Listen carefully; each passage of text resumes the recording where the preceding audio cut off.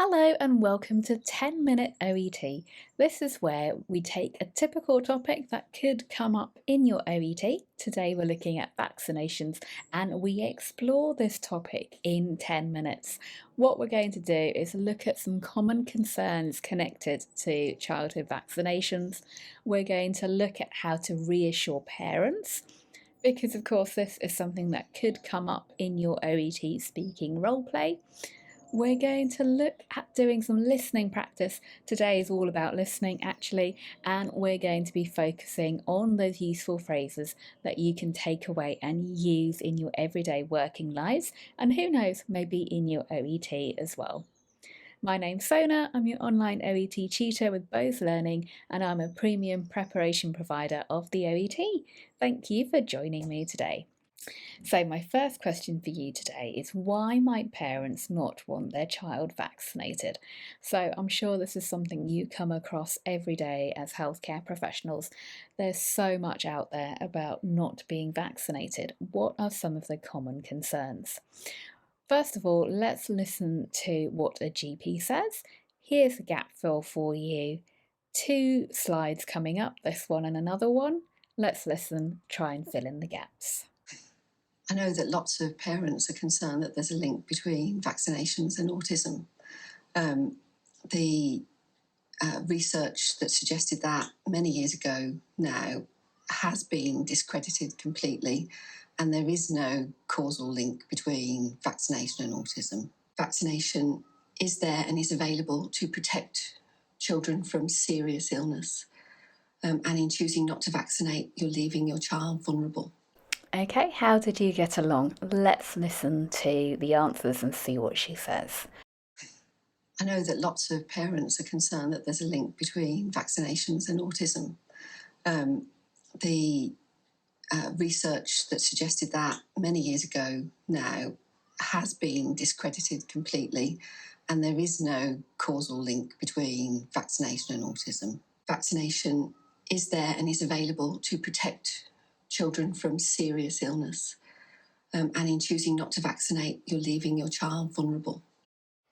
But as I say, parents have lots of concerns. And my top tip for you is, if this comes up in the OET speaking, really listen to what the interlocutor is asking you. Don't just focus on the tasks that you've been given, but listen to the interlocutor.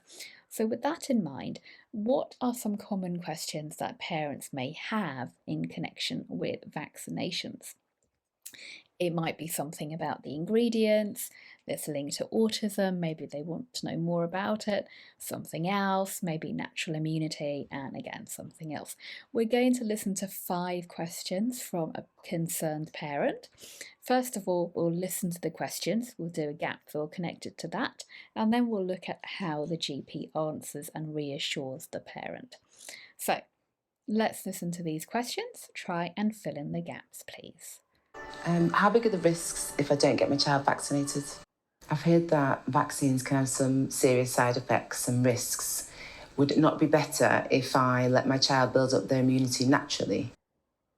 Is it possible for a child's immune system to be overloaded by vaccines? I don't understand why they're all given together. Vaccines contain ingredients like aluminium. Could that be harmful to my child? What are the links between the vaccines and autism? I've read a lot of posts about that on social media.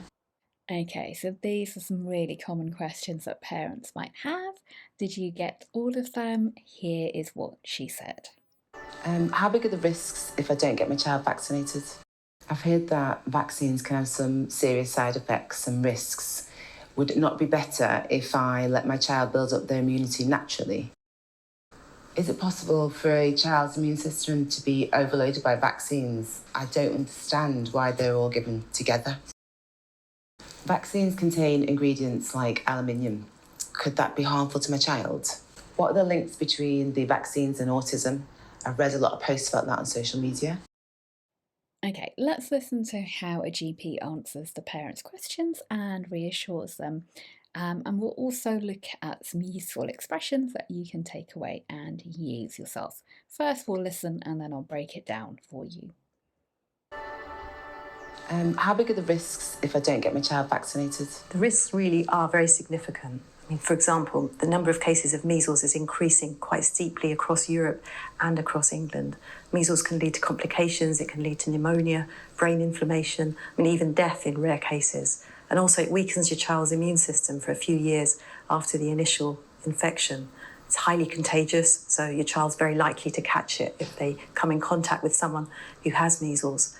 So vaccination really is the best defence against infectious diseases. So let's look at what the doctor does there. She answers the questions. The risks are really very significant. How big are they? Very significant. She gives some examples.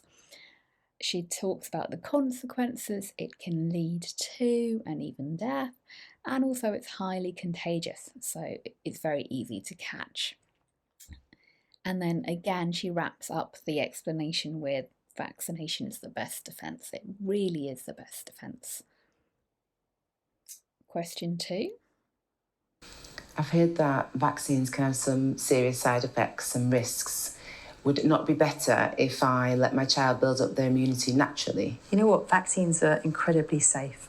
Most side effects are very mild, like a little bit of fever or pain, and can be easily managed at home. More serious reactions, like allergic reactions, are incredibly rare, and we'd have the equipment to deal with that if that did happen. So I think the risks of not vaccinating are far greater than the risks of having a vaccination.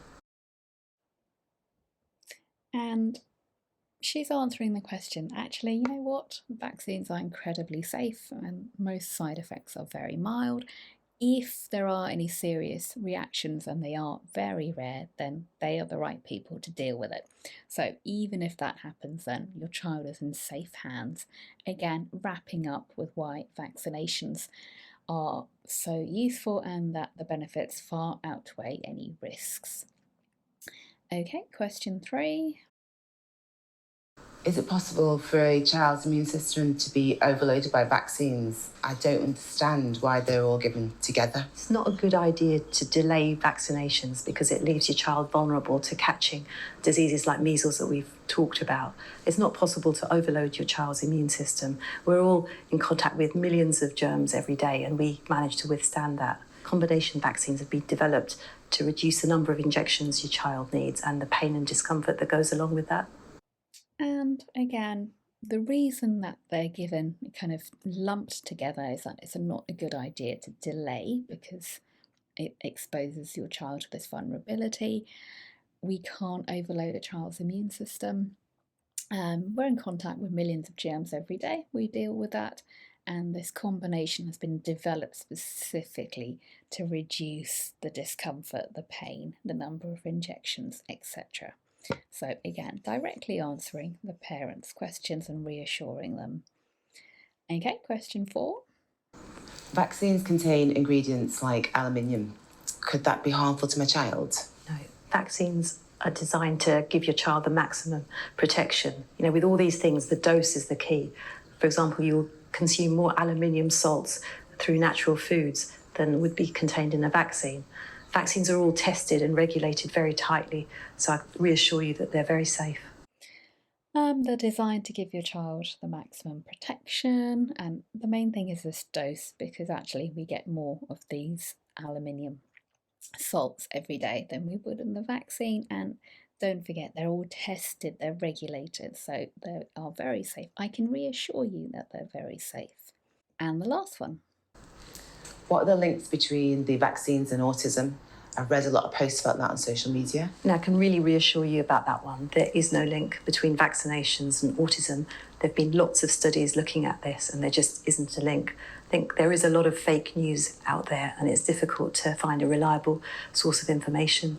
The NHS website is one that I would suggest. It's great that you've come in today to talk to me. There's our practice nurses, there's the health visitors as well, all of whom can hopefully provide a bit more reliable information. And what we can do here is take something like this away, and you can use this. Now I can really reassure you about that one. There's no link. There have been lots of studies looking at this, and there just isn't a link. I think there's a lot of fake news out there, and it's great that you've come in today to talk to me because, you're not just trusting this information, but you're exploring your options with me. And it's, all lovely ways of reassuring and answering the parents' questions. Okay, so that was a really jam-packed 10 minutes. I hope you liked it. If you did, I hope you can help me grow this channel by pressing like and sending it to friends and colleagues. Why not sign up for a free dose of all things OET? And if you want more information about my on-demand pre-recorded courses, please take a look at the info box below where I've put in some discount codes for you. Thanks for watching, take care and see you again really soon. Bye bye.